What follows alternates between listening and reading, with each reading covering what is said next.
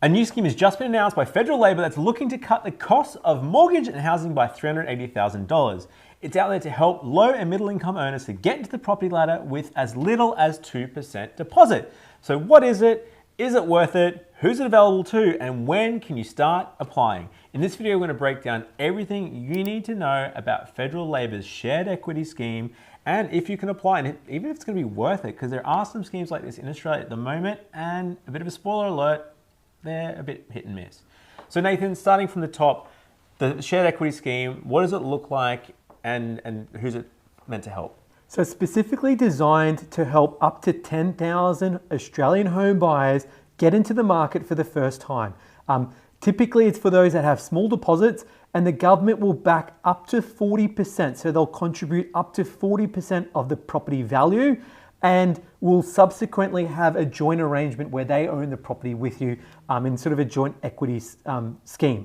Now, there are price limits. So in terms of that, to qualify for the scheme, there are taxable income limits. So 90,000 for individuals and up to 120,000 for couples. Now, we thought this was a bit harsh in that, you know, maybe 180,000 might have made a bit more sense here. I really couldn't understand why they went from 90 for a single and then 120,000 for a couple. Probably one that's not going to change. It will actually limit a lot more people in that they won't qualify for it. The other thing is they haven't confirmed if it's for Australian citizens only, like we have seen with other schemes recently. So that's something to watch out for. Yeah, now, so doing the numbers actually on the income price caps, it's pretty interesting because if you're a single person earning $90,000 with a HECS debt, you can only borrow about $550,000 to $600,000. So if you're looking at buying in Sydney and you can go up to 800,000 or so, I think it's 900 with the price cap there, you actually wouldn't be eligible for a loan based on the income limitations. So I think it probably wasn't super well thought out there with that. And probably a little correction there, Nathan, with this scheme, it's not just available to first home buyers. It can be anyone that currently doesn't own a property in Australia. So I guess that's kind of nice. You might have owned a property, had a separation or a divorce or something like that and had to sell it. So it's allowing people to get to market. But yeah, I think the big thing that's a bit unusual here is it's like you're co-owning the property with the government. So back to your point, Nathan, the government would own 30% if it's an existing property or 40% if it's a new build. So how would that look in terms of costs? Like you sharing stamp duty? Explain that, how that's going to break down. Let's have a look at the numbers here. So looking at the price cap limits, depending on the areas you're in, $950 for New South Wales, $600 for the rest of the state, $850, so on and so forth. So there are price cap limits. Now what that means is, let's say you bought a property for $500,000.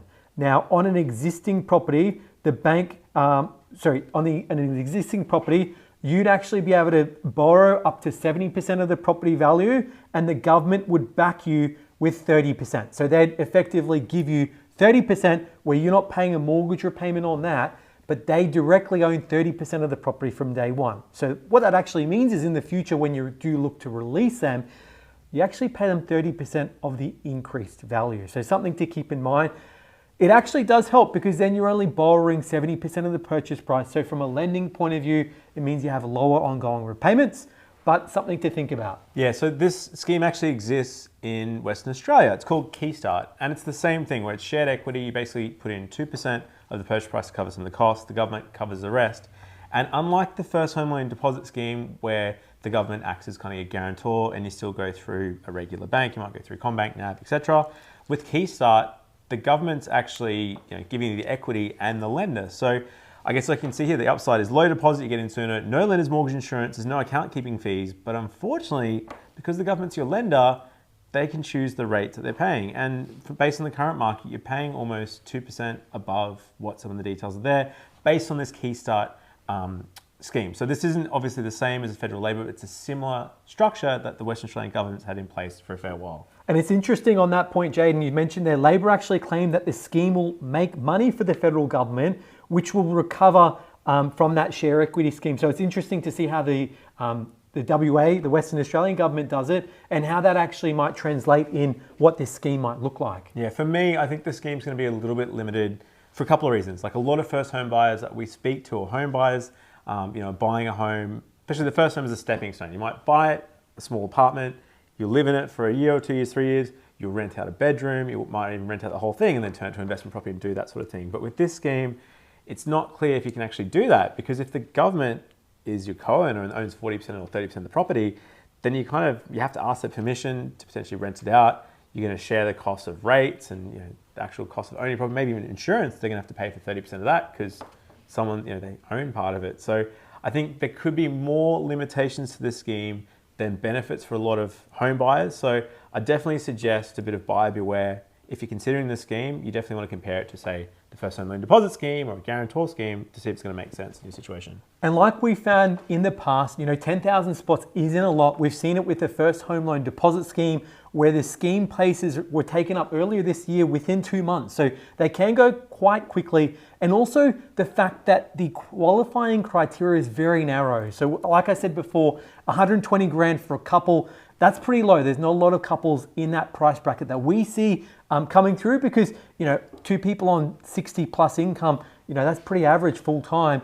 You're automatically not going to be qualifying. I think for a single person, 90 grand, I think that's probably a good limit that you can work with, but would have really liked to see that couple price cap limit increase. Yeah, and I think the other thing too, as with a lot of these schemes, it's not really addressing the core issue. The core issue isn't necessarily the demand, but it's actually creating more supply. So by creating these schemes, it's awesome. It's going to obviously help more people into the market.